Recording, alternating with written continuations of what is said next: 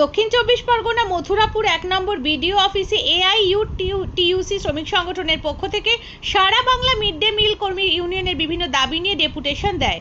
দাবিগুলো হলো mid day meal কর্মীদের ১০ মাসের নয় ১২ মাসের বেতন দিতে হবে, উপযুক্ত হারে বেতন বৃদ্ধি করতে হবে এবং মিড ডে মিল কর্মীদের সরকারি শ্রমিকের স্বীকৃতি, পেনশন, বোনাস, পিএফ সহ সমস্ত সামাজিক সুরক্ষা দিতে হবে এবং মিড ডে মিল কর্মীদের দুপুরের খাবার বরাদ্দ করতে হবে।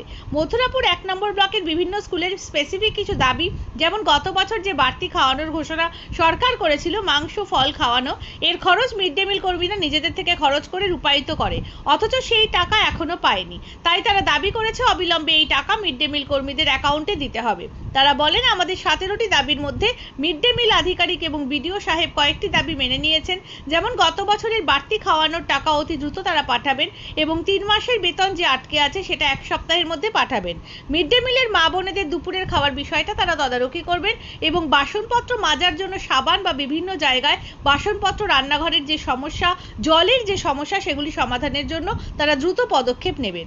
এছাড়া গ্যাসের ভর্তুকির যে বকেয়া টাকা বাকি আছে সেটা পাঠানোর ব্যবস্থা করবেন। বাকি দাবিগুলি উচ্চপদস্থ আধিকারিকদের কাছে জানাবেন। বিক্ষোভ সভায় বক্তব্য রাখেন মিড ডে মিল কর্মী ইউনিয়নের পক্ষে সীমা পান্ডা, মনোরমা হালদার, জয়ন্তী নস্কর, নাজিরা খাতুন প্রমুখ। এই বিক্ষোভ মিছিলে প্রায় 1.5 শতাধিক মিড ডে মিল কর্মী উপস্থিত ছিলেন। এই ভিডিও ডেপুটেশন এসেছেন, একটু বলবেন। আমরা এআইইউটিইউসি শ্রমিক সংগঠনের পক্ষ থেকে যে মিড ডে মিল কর্মী, সারা বাংলা মিড ডে মিল কর্মী ইউনিয়ন, তার পক্ষ থেকে মথুরাপুর 1 নম্বর ব্লকে আমাদের ডেপুটেশন ছিল। মিড ডে মিল কর্মীদের যে 10 মাসের মাইনে বেতন দেওয়া হয় সেটা 10 মাস নয় 12 মাসের বেতন দিতে হবে, এদের বেতন বৃদ্ধি করতে হবে এবং সরকারি শ্রমিকের স্বীকৃতি দিতে হবে সহ আরও 17টা দাবি নিয়ে আমরা আজকে ডেপুটেশনে এসেছিলাম। এবং এই 1 নম্বর ব্লকের কিছু স্পেসিফিক সমস্যা ছিল যে গত বছর ভোটের আগে সরকারিভাবে ঘোষণা ছিল যে এদের পুষ্টিকর খাদ্য দিতে হবে, মাংস ফল এই সমস্ত খাওয়াতে হবে। মিড ডে মিল কর্মীরা নিজেদের গাঁটের টাকা খরচ করে সেই প্রকল্প কার্যকরী করেছে, কিন্তু এখনও পর্যন্ত দুঃখের বিষয় সেই টাকা তারা এখনও পায়নি। ফলে আমরা বিডিওর কাছে এবং মিড ডে মিল আধিকারিকের কাছে দাবি করেছি অবিলম্বে এই টাকা মিড ডে মিল কর্মীদের দিতে হবে এবং তারা কথা দিয়েছেন খুবই শীঘ্রই তারা এই টাকা মিড ডে মিল কর্মীদের অ্যাকাউন্টে দেবেন এবং মিড ডে মিল কর্মীদের দুপুরবেলার খাওয়ার যে সরকারি বরাদ্দ নেই সেটা আমরা বিডিওর কাছে বলেছি, তিনিও বলেছেন যাতে মেয়েরা খেতে পারে, আমরা সেটা নজরদারি করব। এছাড়া মিড ডে মিল কর্মীদের বিভিন্ন স্কুলে নানান সমস্যা, কোথাও বাসন মাজার সাবান দেওয়া হয় না, বাসন নেই, ঠিকমতো রান্নাঘর নেই, কলের ব্যবস্থা নেই, এই দাবিগুলো আমরা তুলে ধরেছিলাম। বিডিও সাহেব কথা দিয়েছেন এগুলো আমরা যত তাড়াতাড়ি সম্ভব এগুলো আমরা কার্যকরী করব এবং এই সমস্যাগুলো সমাধানের জন্য তিনি পদক্ষেপ নেবেন, এই কথা তিনি দিয়েছেন।